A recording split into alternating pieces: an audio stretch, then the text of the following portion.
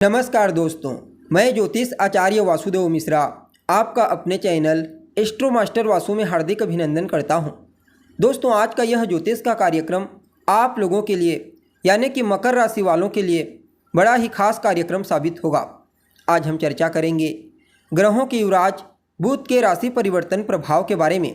जी हाँ, राजकुमार बुध बीते 29 अक्टूबर 2024 की प्रातःकाल 9:28 पर अपनी वर्तमान मित्र राशि तुला राशि को छोड़कर अपने शत्रु सेनापति मंगल की साधारण जलीय राशि वृश्चिक राशि में प्रवेश कर चुके हैं और आने वाले 25 दिनों तक यहीं पर रहते हुए आपको प्रभावित करेंगे।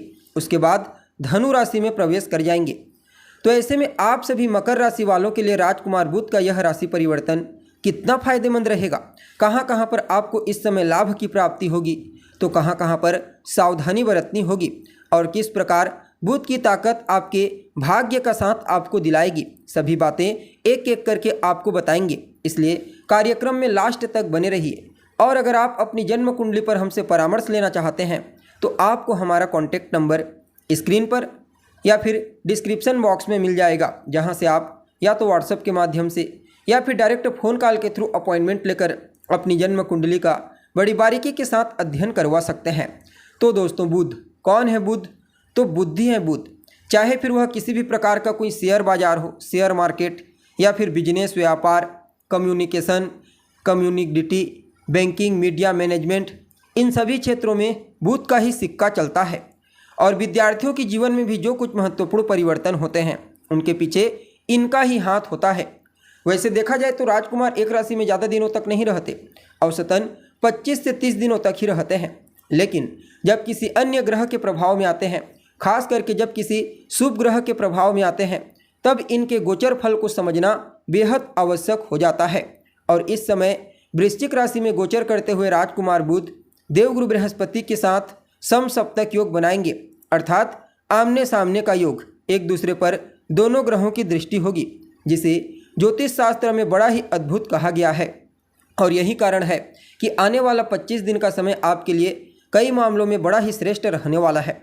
अब देखा जाए तो आप सभी मकर राशि के जातकों के लिए राजकुमार बुध का यह गोचर आपके 11वें भाव से हुआ है, अर्थात आपके लाभ भाव से। बुध आपके लिए एक योग कारक ग्रह बनते हैं, क्योंकि यह आपके 6ठे स्थान के अलावा भाग्य स्थान के भी मालिक बनते हैं।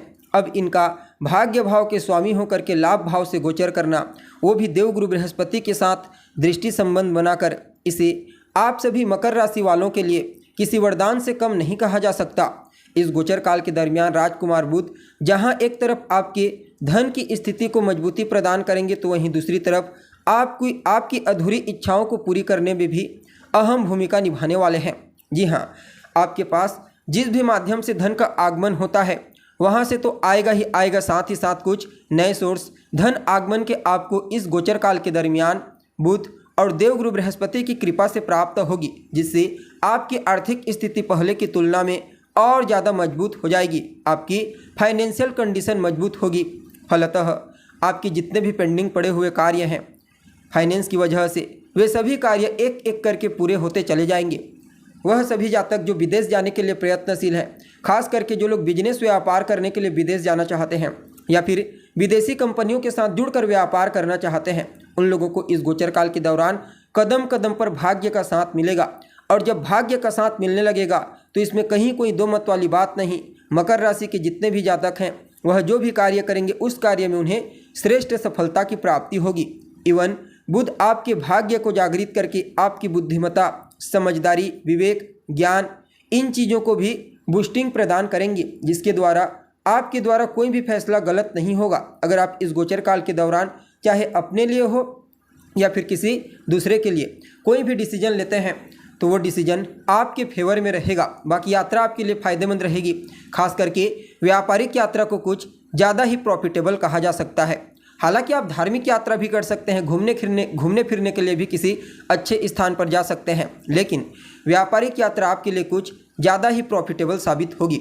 बाकी अधूरी इच्छा चाहे कोई भी हो, लंबे समय से जो इच्छा आपकी पूरी नहीं हो पाई है, तो उस इच्छा को पूरी करने के लिए भी इन दोनों ग्रहों का आमने सामने होना अत्यंत ही श्रेष्ठ रहने वाला है। बाकी आपको अपने गुरुजनों का, अपने वरिष्ठ जनों का, अपने पिता, बॉस अपने उच्च अधिकारियों का, सीनियर अधिकारियों का विशेष सहयोग, विशेष स्नेह प्राप्त होगा और उनके ही सहयोग से किसी बड़े प्रोजेक्ट में आपको बड़ी कामयाबी हासिल होगी। बाकी उच्च शिक्षा ग्रहण करने के लिए जो जातक बाहर जाना चाहते हैं उनके लिए भी समय अत्यंत श्रेष्ठ साबित होगा।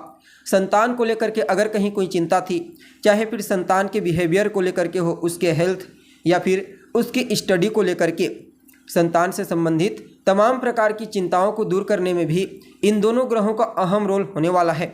बाकी लव लाइफ में निखार आएगा।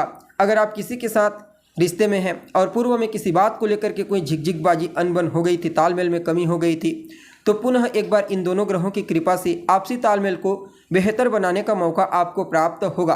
बाकी विद्यार्थियों के लिए तो कहना ही नहीं, चाहे फील्ड किसी भी प्रकार का कोई भी क्यों ना हो, इस गोचर काल के दरमियान देवगुरु बृहस्पति के साथ दृष्टि संबंध बनना राजकुमार बुध का विद्यार्थियों का ध्यान पढ़ाई लिखाई के क्षेत्र में केंद्रित करेगा और किसी भी प्रकार से कोई कंपटीशन एग्जाम, प्रतियोगी परीक्षा है तो वहां पर विद्यार्थी क्रैक कर जाएंगे।